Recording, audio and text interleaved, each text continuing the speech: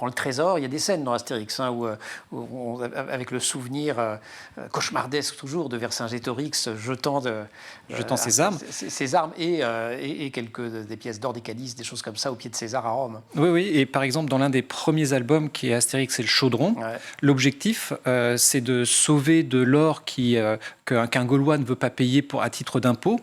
Et par contre, les Gaulois du village d'Astérix, eux, ne payent pas d'impôts parce que de toute façon, ils n'ont pas été soumis. C'est irréductible, c'est assez pratique. Beaucoup de monnaie locale à l'époque gauloise, pas seulement les sesterces d'ailleurs. C'est aussi une histoire de la monnaie. Oui, en fait, les sesterces, c'est une monnaie qui apparaît après la période gauloise. C'est une monnaie romaine en réalité.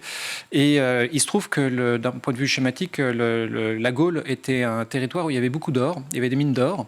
Et les monnaies gauloises étaient beaucoup en monnaie d'or finalement, alors que du côté romain, on était plutôt en monnaie d'argent, un petit peu comme pour aussi la Grèce. Et ce qui a permis aussi, il y avait eu un appât de cupidité finalement de César pour prendre ces territoires du fait de cette présence d'or aussi.